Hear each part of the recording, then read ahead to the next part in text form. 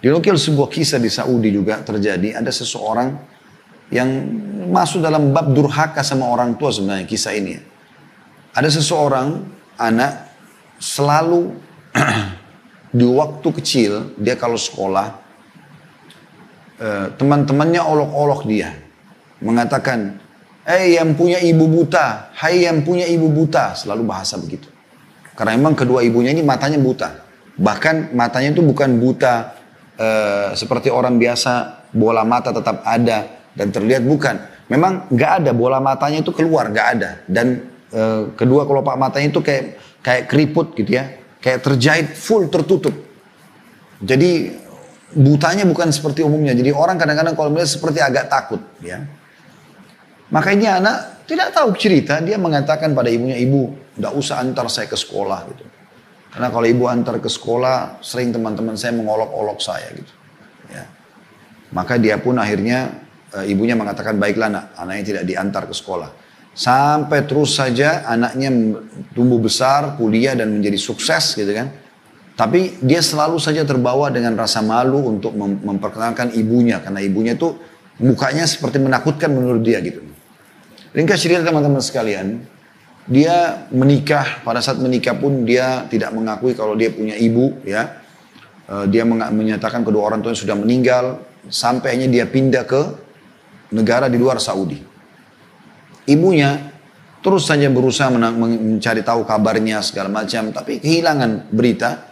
Sampai sudah sekian tahun, saya ringkaskan ceritanya, sekian tahun dicari oleh ibunya, nggak ketemu, nggak tahu di mana anaknya. Maka dia pun, anaknya sudah tinggal di luar negeri dan sudah punya beberapa orang anak juga gitu.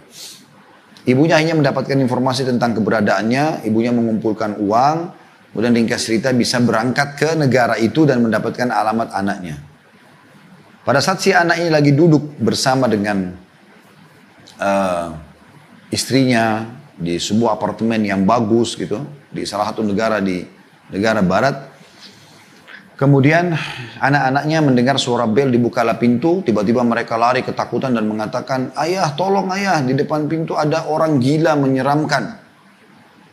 Maka si ayah ini yang di sini posisinya sebagai anak ibu tersebut keluar dan kaget melihat ternyata ada ibunya depan pintu. Maka dia pun mengatakan, ibu kenapa anda kesini? Kata ibunya, nak, ibu cuma rindu sama kamu. Sudah lama bertahun-tahun kau tidak pernah ada beritanya. Dia bilang, ibu sudahlah, ibu nanti saya pulangkan, nanti saya biayai karena anak-anak saya takut melihat ibu. Maka dia pun spontan langsung menutup pintu apartemennya, dia bawa ibunya menuju ke bandara, dibelikan tiket, dipulangkan lagi ke Saudi. Kurang lebih cerita ini berjalan beberapa bulan setelah itu. Ada surat yang sampai ke dia dari salah satu kerabatnya. Dia mengatakan ada informasi kalau ibumu sudah meninggal dunia. Dan ibumu ya, sudah dikuburkan. Kami mengirim informasi ini kepada kamu karena kami ya, tidak tahu keberadaanmu di mana. Dan ada surat titipan dari ibumu. Maka pada saat dia buka surat itu, disitulah dia baru sadar teman-teman sekalian. Dan dia baru menyesal setelah dia tahu sebenarnya seperti apa kisahnya. Maka ibunya pun mengatakan, setelah salam segala macam, ibunya mengatakan, nak, ibu tahu kau selalu malu dari kecil karena keadaan mata ibu yang buta.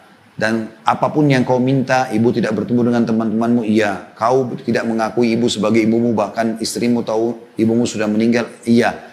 Tapi ibu akhirnya tidak bisa menahan rindu ini sebagai ibu untuk bertemu denganmu, maka ibu pun pergi ke rumahmu, itu pun kau masih memulangkan ibu. Tapi perlu kau tahu cerita yang sebenarnya, nak. Sebenarnya mata ibu dari dulu normal.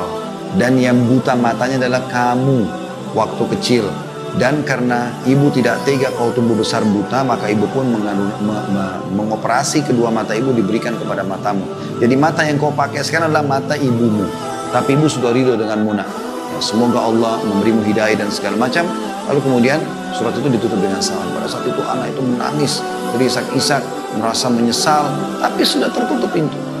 Selama hidup dia bukannya berbakti sama ibunya, malah dia menjauhkan diri dan segala macam. Ini banyak terjadi teman-teman sekalian.